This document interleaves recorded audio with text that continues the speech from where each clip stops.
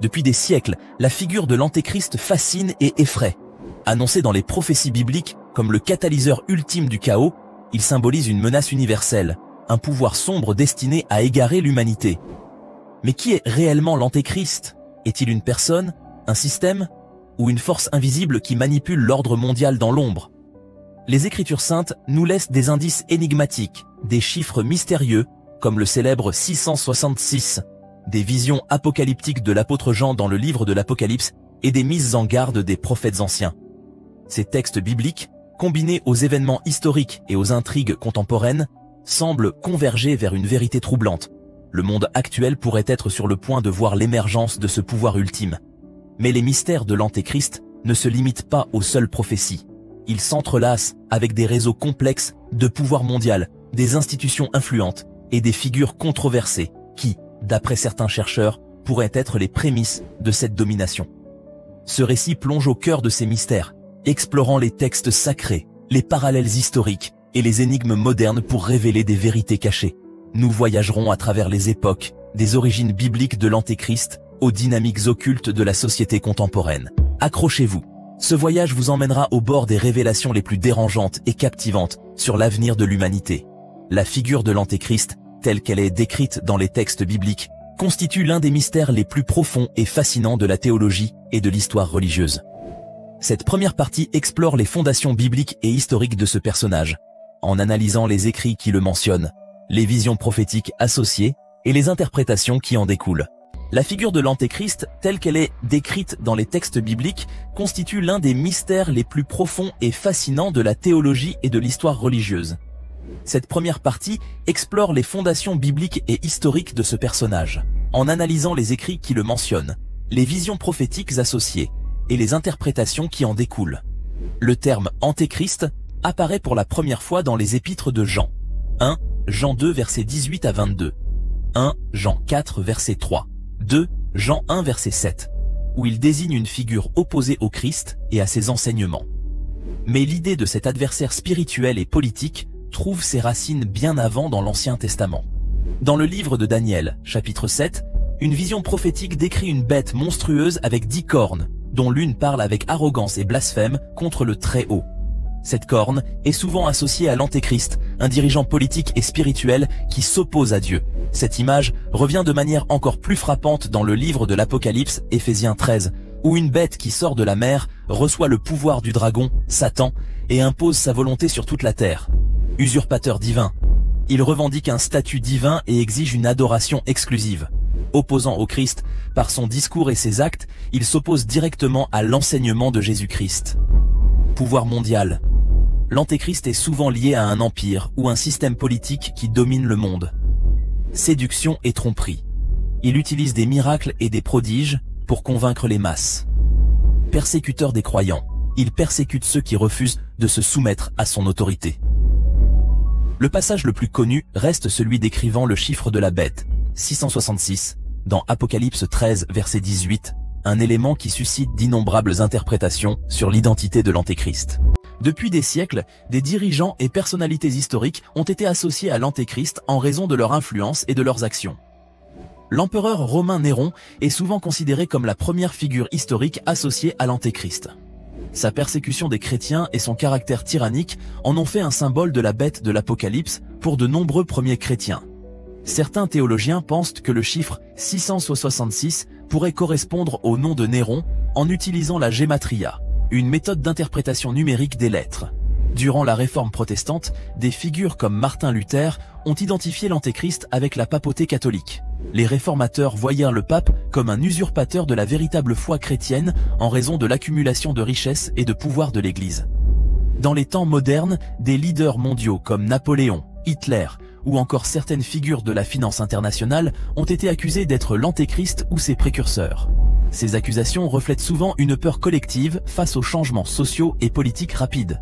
De nombreuses prophéties bibliques et interprétations modernes lient l'Antéchrist à un nouvel ordre mondial. Ce concept repose sur l'idée qu'un gouvernement mondial unique sera établi sous l'influence de cette figure apocalyptique. Le livre de Daniel décrit une succession d'empires, représentés par une statue de métaux différents. La dernière partie, faite de fer mélangé avec de l'argile, est interprétée comme le dernier empire mondial. Beaucoup pensent que cet empire, fragile mais puissant, sera celui de l'Antéchrist. Apocalypse 13 versets 16 à 17 prévoit que personne ne pourra acheter ou vendre sans la marque de la bête, un élément souvent lié à des systèmes modernes de contrôle, tels que les identités numériques, les monnaies électroniques ou les technologies de surveillance. Cette prophétie soulève des questions sur le rôle des institutions internationales et des innovations technologiques dans la mise en place d'un tel système. Jésus lui-même a averti ses disciples des événements précédant l'avènement de l'Antéchrist, notamment dans le discours des Oliviers, Matthieu 24, Marc 13, Luc 21. Ces signes incluent les guerres et les troubles mondiaux, une époque marquée par des conflits incessants, les fausses prophéties, des figures charismatiques qui trompent les foules, l'abomination de la désolation, une profanation sacrée, mentionnée par Daniel et reprise par Jésus, une grande tribulation, des épreuves universelles touchant toutes les nations. La figure de l'Antéchrist, loin d'être un simple symbole, est une construction complexe ancrée dans les écritures bibliques et résonnant à travers les siècles. Qu'il s'agisse d'un individu, d'un système ou d'une idéologie, il incarne la peur ultime de l'humanité, une entité qui détourne les valeurs divines et plonge le monde dans le chaos. Les prophéties bibliques entourant l'Antéchrist ont souvent été interprétées comme des allusions aux événements historiques marquants. L'Antéchrist est souvent lié à des empires oppressifs qui ont persécuté les croyants. Les premières civilisations évoquées dans les Écritures, comme Babylone, l'Assyrie et l'Empire perse, incarnaient déjà des principes d'opposition au message divin. La ville de Babylone, mentionnée dans le livre de Daniel et l'Apocalypse, symbolise l'arrogance humaine et la rébellion contre Dieu. Sous le règne de Nabuchodonosor II, Babylone est devenue un symbole de domination mondiale, marqué par la déportation des Israélites et la profanation des temples sacrés. Le livre de l'Apocalypse décrit Babylone la Grande comme une prostituée ivre du sang des martyrs. Éphésiens 17 versets 5 à 6. La Bible mentionne des moyens sophistiqués de contrôler les masses et d'imposer une allégeance mondiale à l'Antéchrist. Ces passages résonnent à la lumière des technologies modernes. Les systèmes de surveillance, allant des caméras de rue à l'intelligence artificielle, permettent de suivre chaque mouvement des individus. Ces outils, combinés à des bases de données centralisées, renforcent les craintes d'un contrôle absolu par une entité unique. Les Écritures décrivent l'Antéchrist comme un personnage ayant accès à une surveillance mondiale. Le concept d'identité numérique lié à des échanges financiers et personnels pourrait correspondre au signe de la bête, mentionné dans le livre de l'Apocalypse. Selon Apocalypse 13 verset 17, personne ne peut acheter ni vendre sans avoir la marque. Les crypto-monnaies et les systèmes de paiement numériques renforcent cette perception. Certains voient l'IA comme un outil qui pourrait être utilisé par l'Antéchrist pour imiter l'omniscience divine. Les capacités de prédiction des comportements humains et la création de réalités virtuelles posent des questions sur leur impact spirituel.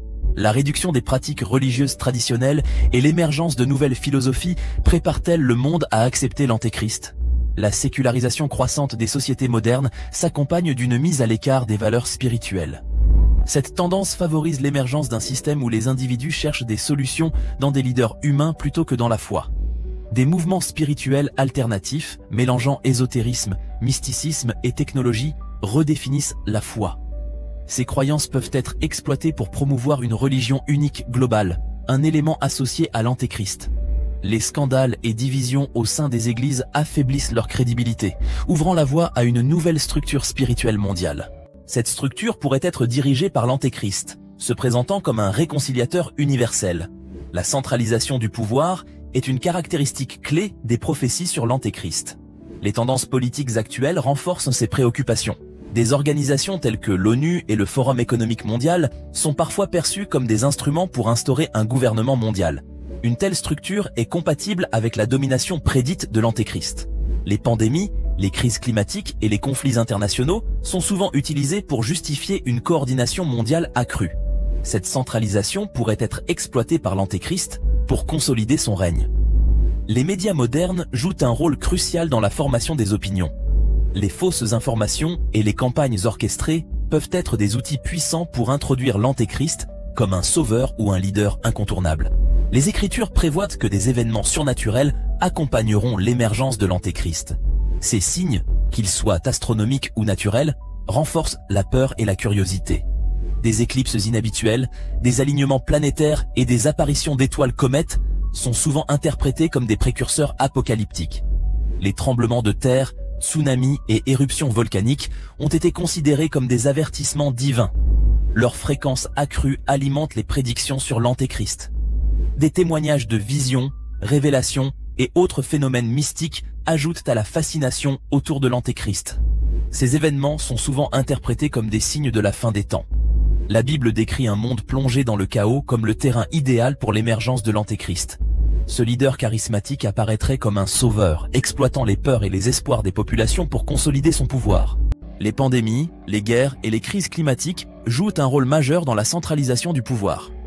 Ces événements poussent les nations à chercher des solutions communes, facilitant l'établissement d'un gouvernement unique sous l'Antéchrist.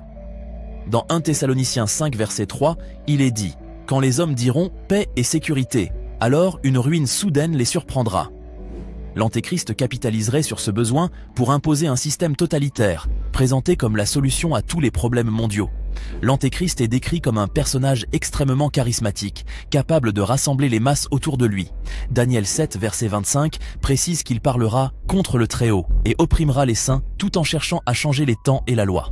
Apocalypse 13, verset 17, indique que personne ne pourra acheter ou vendre sans le signe de la bête. Cette prophétie trouve écho dans les discussions actuelles sur les monnaies numériques centralisées, qui pourraient être utilisées pour surveiller et contrôler les transactions. Une des stratégies de l'Antéchrist consistera à instaurer une religion universelle, dans laquelle il se présenterait comme une figure divine. 2 Thessaloniciens 2 verset 4 déclare qu'il s'élèvera au-dessus de tout ce qui est appelé Dieu et s'assiera dans le temple de Dieu, se proclamant lui-même Dieu. La confrontation ultime entre les forces du bien et du mal est prophétisée dans Apocalypse 16 verset 16, qui mentionne une bataille dans un lieu appelé Armageddon. La Bible affirme que l'Antéchrist sera finalement vaincu par la venue de Christ. Apocalypse 19 verset 20 décrit la défaite de la bête et de ses armées, jetées dans l'étang de feu. Les croyants sont appelés à rester vigilants et à ne pas se laisser tromper par les signes et prodiges de l'Antéchrist. Matthieu 24 verset 24 avertit que de faux Christ et de faux prophètes apparaîtront pour tromper, si possible, même les élus. La foi comme bouclier Éphésiens 6 verset 16 exhorte les croyants à prendre le bouclier de la foi pour éteindre les flèches enflammées du malin. La foi en Dieu est la principale arme contre l'Antéchrist. La parole de Dieu comme arme Hébreux 4 verset 12 décrit la parole de Dieu comme étant vivante et efficace, plus tranchante qu'une épée à 2 tranchants. Elle est essentielle pour discerner la vérité des mensonges de l'Antéchrist. La solidarité entre croyants. Les croyants sont encouragés à se soutenir mutuellement dans la prière et l'action. Cette unité spirituelle est cruciale pour résister aux stratégies de division employées par l'Antéchrist. Un message d'espoir. Bien que les prophéties sur l'Antéchrist soient sombres, elles sont également remplies d'un message d'espérance. La victoire finale appartient à Dieu, et les croyants sont assurés de partager son triomphe. Apocalypse 21 verset 4 promet un avenir où il n'y aura plus de mort, ni de deuil, ni de cris, ni de douleur. Ce rappel réconfortant est une invitation à persévérer dans la foi et à se préparer pour l'éternité. Merci d'avoir regardé cette vidéo jusqu'à la fin. Votre soutien et votre intérêt pour ce sujet nous motivent à continuer de produire du contenu captivant et informatif. Si cette vidéo vous a plu ou vous a interpellé, n'hésitez pas à laisser un commentaire pour partager vos impressions ou vos questions. Pensez également à liker la vidéo, à vous abonner à la chaîne et à activer la cloche pour ne rien manquer des prochaines publications. Ensemble, continuons à explorer ces mystères fascinants et à en débattre. Merci encore et à très bientôt pour une nouvelle aventure passionnante.